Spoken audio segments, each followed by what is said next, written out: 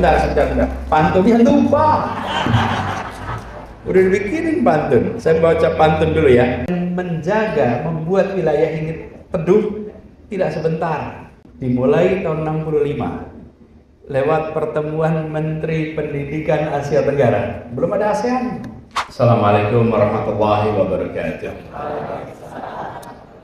Selamat pagi, salam sejahtera untuk semuanya. Suasana di ruangan ini pagi ini amat berbeda. Warnanya cerah, semangatnya menyala. Dan kentongannya nyaring. Kentongan itu tanda apa ya?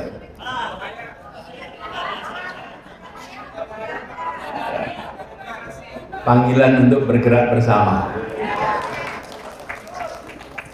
Izinkan saya pertama menyampaikan selamat kepada seluruh jajaran pimpinan gerakan rakyat, baik DPP, DPW, DPD yang sudah bekerja luar biasa selama beberapa waktu ini dan berhasil menyelenggarakan rapat kerja nasional pertama di Jakarta.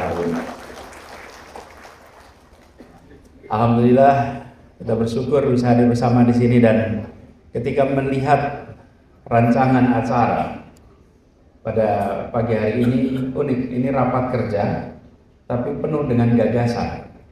Berbicaranya tentang Indonesia, global, dan tantangan-tantangan yang ada di negeri kita. Ketika dilihat urutannya, saya rasa ini salah satu rapat kerja organisasi yang memiliki ruang untuk gagasan yang sangat banyak. Karena dialog kebangsaannya bukan saja menyangkut tema-tema domestik, tapi juga tantangan ke depan. Sekaligus mengirimkan pesan bahwa Indonesia bukan sekedar sebuah republik yang untuk mengurusi rakyat di republik ini saja, tapi republik yang berperan di wilayah global. Saya dapat tugas, durasi bicaranya memang semua tidak panjang, semua singkat. Tapi kenapa singkat? Supaya penuh dengan pesan, penuh dengan makna. Saya perhatikan semua acara relatif waktunya padat, dan harapannya dengan padat itu daya fokus kita terjaga. Izinkan saya menyampaikan yang menjadi tugas. Di sini saya dapat tugas tentang geopolitik dan Indonesia ke depan. Bapak sekalian, kita tinggal di wilayah Asia Tenggara yang penduduknya lebih dari 650 juta. Dan 280 dari angka itu adalah warga Indonesia. Lalu kita lihat posisi kita di Asia. Di sisi timur ada beberapa unsur kekuatan. Di sisi selatan ada unsur kekuatan. Di timur ada Tiongkok yang paling besar, ada Jepang, ada Korea Selatan, ada Korea Utara, ada masyarakat Taiwan. Ini semua wilayah yang suasananya tegang, bukan wilayah yang suasananya teduh. Tegang, tak terbayangkan utara dan selatan, antara Korea Selatan dan Korea Utara tegang, antara Tiongkok dengan Jepang tegang, antara Korea Selatan dengan Tiongkok tegang. Ini wilayah yang tegang. Masuk ke Asia Selatan, ada India yang sangat besar. Di situ ada Pakistan, ada Bangladesh, ada Sri Lanka, atasnya sedikit ada Afghanistan. Wilayah itu bukan wilayah yang teduh, ini wilayah tegang. Wilayah tegang di situ semua. Tapi begitu masuk ke antara keduanya, namanya Tenggara.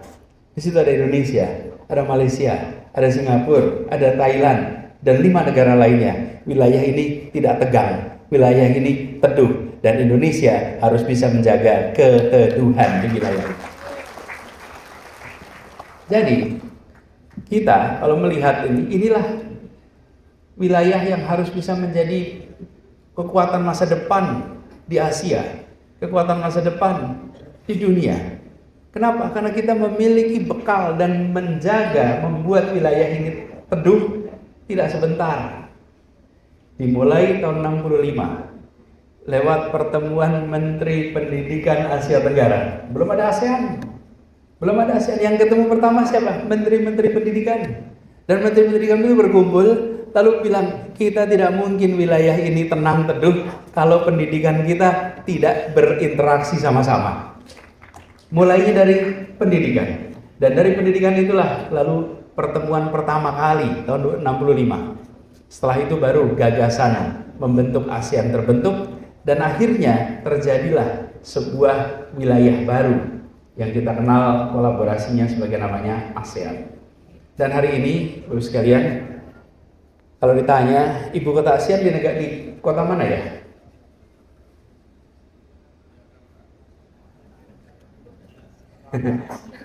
Ibu kota ASEAN itu di mana, Bapak Ibu?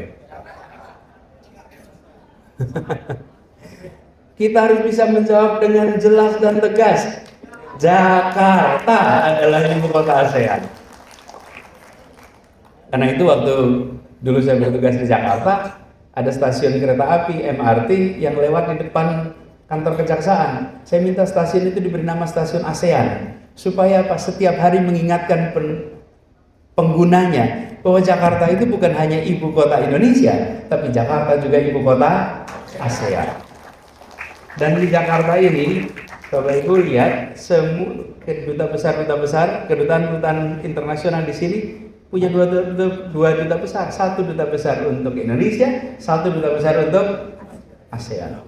Dan kalau Bapak Ibu datang ke kedutaan Indonesia di luar negeri, pasti muncul dua bendera juga, satu bendera Indonesia, satu bendera ASEAN.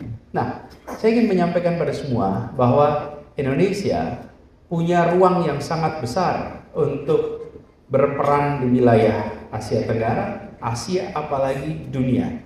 Nah, syarat untuk bisa melakukan itu, PR domestiknya harus beres. PR domestiknya karena kewibawaan di dunia internasional dimulai dari kewibawaan domestik.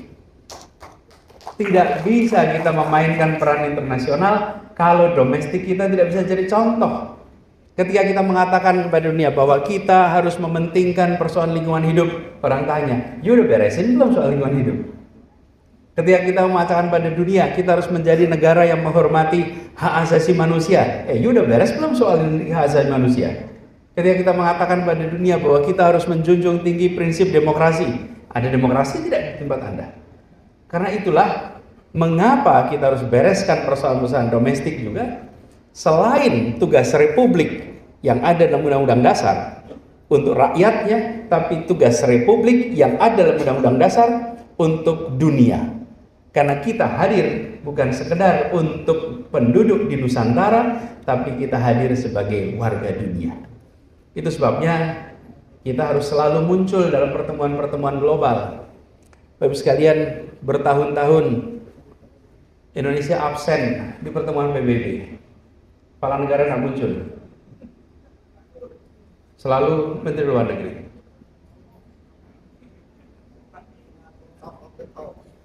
Ini Mas sekalian, kalau kita tidak aktif di dunia internasional, itu seperti begini. Kita warga kampung, ukuran kampungnya nomor 4 terbesar, ukuran rumahnya nomor 4 terbesar di RT itu. Tapi kalau rapat kampung, kita tidak pernah datang. Cuman kita bayar iuran jalan terus. Bikin rame juga tidak, taat di kampung. Cuman begitu rapat warga, kita nggak datang. Padahal ukuran rumah kita nomor 4 terbesar di kampung itu. Sudah saatnya kita tidak lagi pasif. Sudah saatnya kita ambil posisi yang proaktif. Nah, bagaimana dengan masa depan kita? Indonesia memiliki penduduk yang luar biasa besar. Dan konsekuensi dari besarnya penduduk Indonesia, pasar kita menjadi pasar yang sangat menarik. Bagi siapa? Bagi siapapun juga.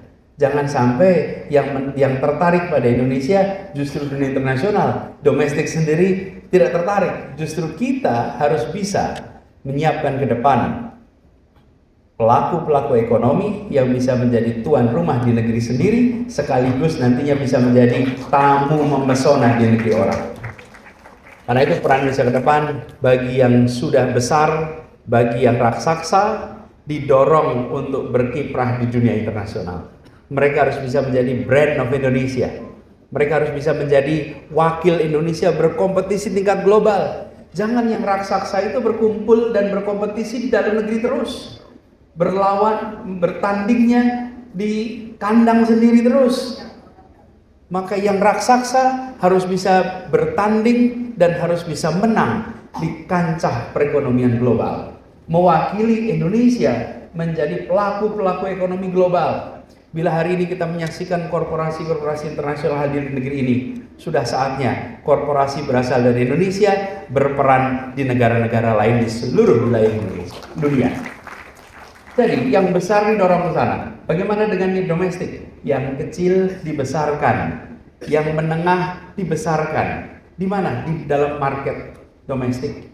Sehingga ke depan tidak kemudian kita menyaksikan yang raksasa terus di dalam negeri, tapi yang kecil, yang menengah didorong untuk berkembang. Yang berikutnya soal demokrasi kita. PR kita menjaga demokrasi kita tetap berfungsi dengan baik. Ancaman pada demokrasi ada di seluruh dunia. Hari ini kita menyaksikan banyak tempat di dunia mengalami kemunduran dalam praktek demokrasi. Akankah kita biarkan bila Indonesia mengalami kemunduran demokrasi? Akankah kita biarkan? Enggak, kita menjaga sama-sama. Dan demokrasi ini penting untuk memastikan apa yang disusun sebagai rencana negara sesuai dengan aspirasi rakyat. Itulah sebabnya mengapa demokrasi menjadi penting. Dan demokrasi ini memberikan interval. Bila terjadi kekeliruan dalam pengambilan keputusan, maka kekeliruan itu ada interval. Ada waktunya, masa jabatan. Setelah itu selesai. Tanpa demokrasi tidak ada masa jabatan. Kalau meleset, maka dia akan meleset dalam durasi yang amat panjang. Itu membuat setiap bangsa mengambil keputusan apapun, dia tahu ini untuk periode sekian. Bila ternyata tidak tepat, besoknya bisa lakukan perubahan. Itu sebabnya gagasan perubahan jangan pernah hilang. Gagasan perubahan harus terus dijaga. Dan kita terus meyakinkan kepada rakyat Indonesia bahwa perubahan untuk kebaikan itu dibutuhkan. Dan kita ingin jaga agar praktek demokrasi itu menjadi bagian yang penting di dalam praktek bernegara. Dan harapannya yang terakhir, Gerakan Rakyat. Gerakan Rakyat ini terus menjadi penjaga semangat perjuangan untuk perubahan. Menyebarkan gagasan kebaikan, menyebarkan gagasan kebersamaan, prinsip-prinsip keadilan di dalam kebijakan negara harus menjadi perhatian kita. Dan harapannya besar sekali bahwa teman-teman yang sekarang berjuang bersama jaga stamina, karena perjuangan ini masih panjang. Jaga stamina fisik, stamina moral, stamina intelektual, stamina kerja kolektif. Karena dengan begitu harapannya usaha untuk melakukan perubahan itu kelak akan bisa tertunaikan hingga tuntas. Selamat Rakernas, selamat bertukar pikiran, selamat saling menginspirasi. Insya Allah forum ini menjadi forum yang memberikan catatan sejarah penting bagi gerakan rakyat, kontribusi nyata besar bagi masyarakat Indonesia, dan akan dicatat dengan tinta emas dalam perjuangan orang-orang baik untuk republik yang lebih baik. Terima kasih. Kurang lebih mohon maaf. Assalamualaikum warahmatullahi wabarakatuh. Sebentar. Pantunnya lupa. Udah dibikinin pantun. Saya baca pantun dulu ya. Bentar, baca pantun dulu nih. Bentar. Pagi-pagi hujan lebat, tak jadi latihan memanah. Gerakan rakyat memang hebat, insya Allah akan amanah.